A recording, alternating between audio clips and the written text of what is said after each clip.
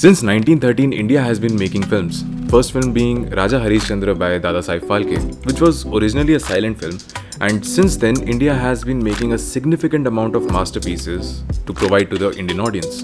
The list of these movies is a bit too lengthy, but to name a few of these movies like Sholay, Rang De Basanti, Tare Zameen Par, Tamasha, Bhag Milka Bhag, Three Idiots, but these movies are all UA rated.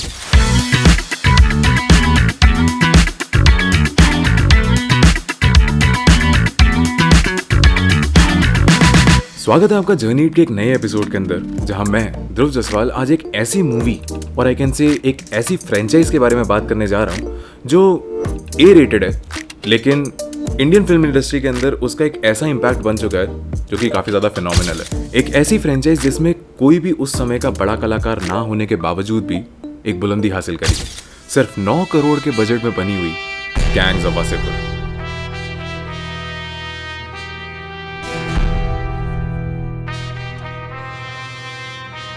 Because of this budget constraint, the film couldn't be shot at an unknown location.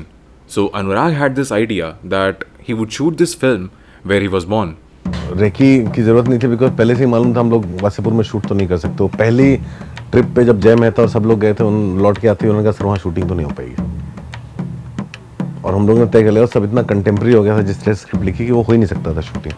तो लिखते समय ही मेरे दिमाग में वो सब जगहें थी जहाँ मैं बड़ा हुआ हूँ। तो मेरी रेकी तो बचपन से चली आ रही है, बाकी लोग ने रेकी बाद में की। जब जयदीप अहलावत का character Shahid Khan coal mine के अंदर कोल एक्सट्रैक्ट कर रहा होता है, तो Anurag wanted to show a flood happening there, but the only thing was real location पे फ्लड लेके कैसे आए।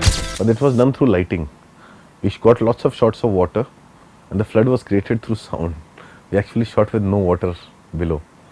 So it was just that everybody was there thinking. We recorded sounds. So कोल पानी में गिर रहा है, आदमी गिर रहा है पानी में, ये सब साउंड से क्रिएट किया। बाकी सब डार्कनेस है तो किसी को दिखता नहीं है। And told the actors everybody that you walk as if you walking through water, so everybody was walking like that, so it was all fictional, there is actually no water there. इस दौरान विकी कौशल जो इस movie के assistant director भी थे, उन्हें jail भी जाना पड़ा बिकॉज जिस जगह वो शूट कर रहे थे वो एक इलीगल माइनिंग एरिया था एंड वहाँ पे इन जनरली शूटिंग अलाउड नहीं थी। The movie was shot so rough that there were scenes in place but no dialogues.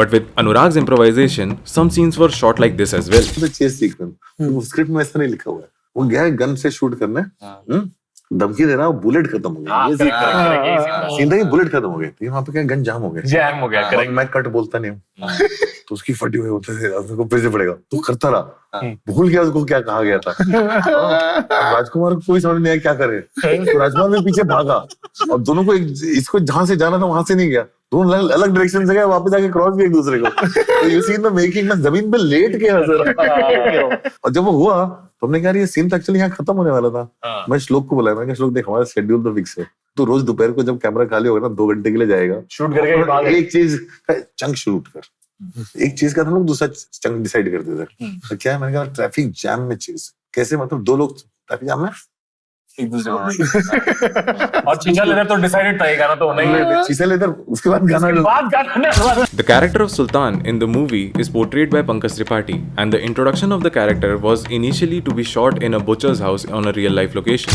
But the actors did not have great experiences there because as Pankaj Tripathi says, अंदर गए इतनी बदबू थी, घुसते लगा कि यार गुरु कहाँ फंस गए हम लोग। खैर उससे भी ज्यादा विभत्स जब अंदर पहुंचे, जब नजारा देखा कि वो मैनुअल वहाँ सब कुछ चल रहा था, भैंसे को मैनुअली मार रहे थे वो लोग, और मुझे भी वो करना था। Shooting inside a butchers house, Pankaj Tripathi ने देखा कि उस कसाई खाने में सब कुछ हाथ से हो रहा है, which was quite a disturbing thing to see.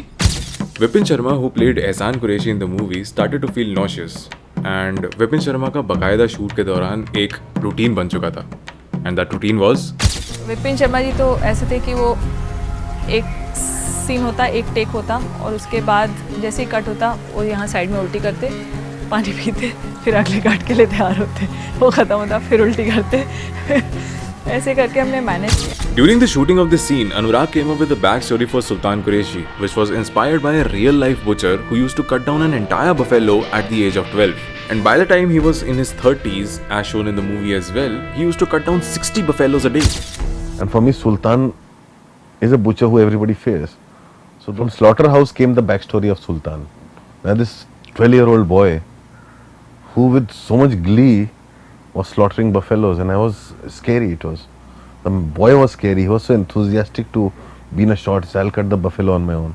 And they started telling him, he says he can do it by himself. So backstory of Sultan came from seeing that boy. There was this man who was the main guy. He very proudly told me that I cut 60 buffaloes a day. From there came the backstory of Sultan, which I put in the voiceover. That was truly horrifying for Anurag, yet he puts it as the backstory for Sultan Qureshi in the form of voiceover.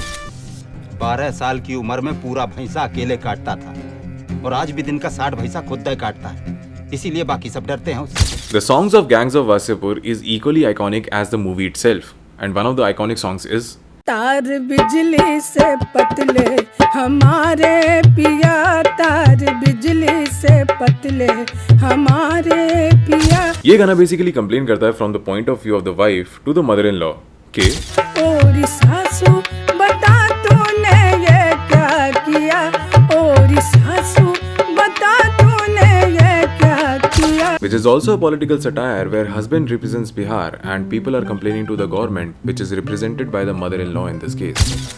तो हम लोगों को लगा कि ये अच्छा एक phrase है जिसको हम लोग किसी और दिशा में लेके जाते हैं। Then Varun took a political tilt in the song. तो फिर हमने सोचा कि हमारे पिया जो हैं जो पतले से हैं उसको अगर हम बिहार मान लें, क्योंकि फिल्म भी बिहार में सेट है और बिहार के उस दौर में सेट है जब बिहार बहुत ही डिप्राइव्ड रहा। जब ये गाना रिकॉर्ड हो रहा था तो it was recorded with a group of young women with Shada ji who was the lead singer of the song, but since it had a happy and eccentric vibe Anurag didn't like it. तो chorus एक बार जो पहला chorus हुआ था वो सुन के अनुराग had completely trashed मी। इतना क्यों खुश है ये, कोई ऐसी वाली फिल्म तो हो नहीं रही, मतलब इतना खुश होके क्यों है। Hence, a new version was recorded by calling another group of women from the nearby temple who were not trained and were playing around with the microphones, but they did had the voice that did go with the voice of Shada ji. तो इसलिए वो chorus obviously was also शादा जी के आवाज़ के साथ वो नहीं जा रहा था। स्टूडियो के पास में एक मंदिर था, वहाँ से जो भी औरतें गा रही थी उनको पकड़ के स्टूडियो में ला रहे थे, और वो थोड़ी बुजुर्ग थी लेकिन वो ट्रेंड बिल्कुल नहीं थी। Anurag being an on-the-spot director, the scenes of the movie were written on the set on the day of shooting, involving a lot of improvisations. But इतने सारे challenges होने के बावजूद भी अनुराग ने एक ऐसी फिल्म बनाई जो कि आज भी फिल्म इंडस्ट्री के अंदर रेवोल्यूशनरी मानी जाती है। आशा करता हूँ कि आपको आज का एपिसोड पसंद आया होगा। आज के एपिसोड के लिए सिर्फ इतना ही, मिलते हैं अगले एपिसोड के अंदर।